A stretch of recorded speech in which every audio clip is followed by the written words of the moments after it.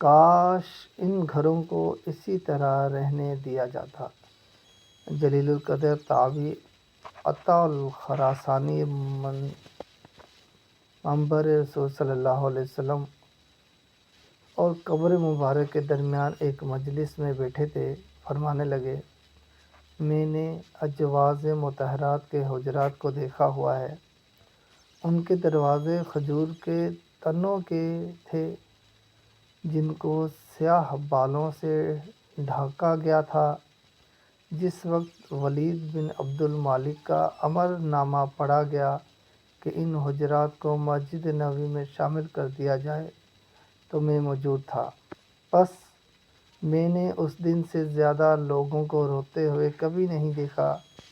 اور میں نے سعید بن مسیب کو فرماتے ہوئے سنا، اللہ کی قسم، میری خواہش تھی کہ ان حجرات کو اسی طرح رہنے دیا جاتا تاکہ اہل مدینہ کے بچے جب بڑے ہوتے یا دوسرے علاقوں کے لوگ جب یہاں آتے تو وہ رسول اللہ صلی اللہ علیہ وسلم کا گزر بسر خود دیکھتے اور ان کے دنیا کی دوڑ میں شامل ہونے اور اس پر اترانے پھرنے سے بے رغبتی کا باعث ہوتا۔ جب عطا اپنی بات کر چکے تو عمران بن ابی انس گویا ہوئے، ان حجرات میں سے 4 گھر اینٹوں کے تھے اور ان کی چوکھٹ کھجور کے تنوں سے بنی تھی، جبکہ 5 گھر بغیر چوکھٹ کے کچی مٹی سے بنے ہوئے تھے جن کے دروازوں کی جگہ بالوں کی جھالر لٹکائی گئی تھی۔ میں نے انہیں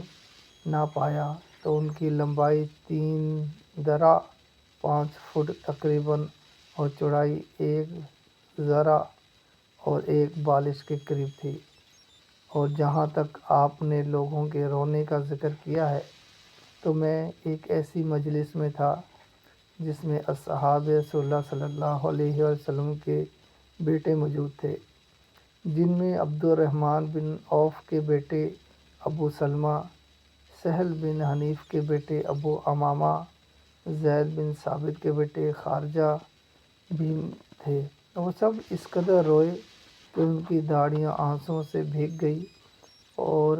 ابو امامہ فرمانے لگے، کاش ان گھروں کو اسی طرح رہنے دیا جاتا تاکہ لوگ بھی لمبے چوڑے گھر بنانے سے باز رہتے اور وہ دیکھتے اللہ اپنے نبی کریم صلی اللہ علیہ وسلم کے لیے کتنی دنیا پر راضی ہوا ہے، جبکہ سب خزانوں کی چابیاں اسی کے پاس ہے۔